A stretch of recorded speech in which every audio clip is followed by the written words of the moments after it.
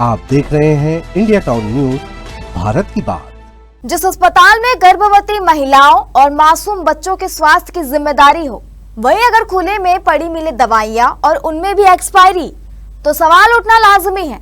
जी हां, छत्तीसगढ़ के सरगुजा जिले के लखनपुर सामुदायिक स्वास्थ्य केंद्र से सामने आई ये तस्वीरें स्वास्थ्य व्यवस्था पर गंभीर सवाल खड़े कर रही हैं। खुले बरामदे में रखी आयरन और विटामिन ए की दवाइयां, सुरक्षा व्यवस्था की बदहाली और दवा वितरण में कथित लापरवाही ने पूरे मामले को चर्चा का विषय बना दिया है। नमस्कार, आप देख रहे हैं इंडिया टाउन न्यूज और मैं हूं आपके साथ हर्षिता।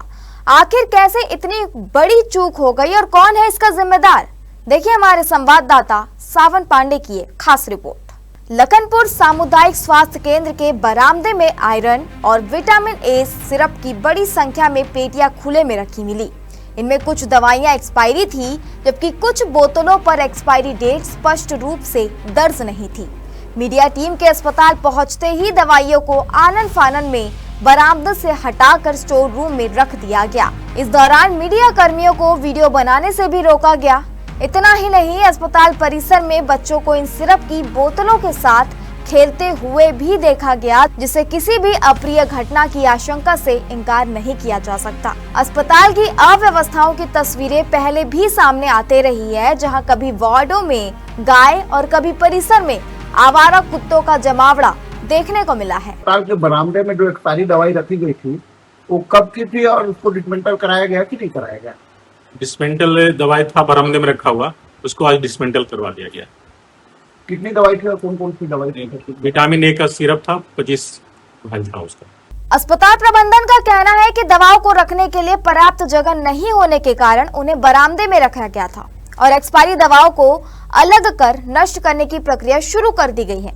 वहीं दूसरी ओर दवा वितरण प्रभारी का दावा है कि अधिकांश सिरप वर्ष 2027 तक वैध है और उन्हें वितरण के उद्देश्य से रखा गया था। हालांकि सिरप की बोतलों पर वर्ष 2022 की निर्माण तिथि अंकित होने और कुछ दवाओं पर मार्च 2026 की एक्सपायरी डेट दिखाई देने के बाद कई सवाल खड़े हो रहे हैं। यदि दवाएं वैध थी तो उन्हें खुले में क्यों रखा गया? यदि वितरण के लिए रखी गई थी तो समय पर वितरण क्यों नहीं हुआ? और जिन दवाइयों की वैधता समाप्त हो चुकी थी, उन्हें अलग क्यों नहीं किया गया? हैरानी की बात यह भी है कि अस्पताल परिसर से लगे सरकारी आवास में मुख्य चिकित्सा एवं स्वास्थ्य अधिकारी का निवास है। इसके बावजूद अस्पताल में इस तरह की लापरवाही सामने आना निगरानी व्यवस्था पर भी सवाल खड़े करता है।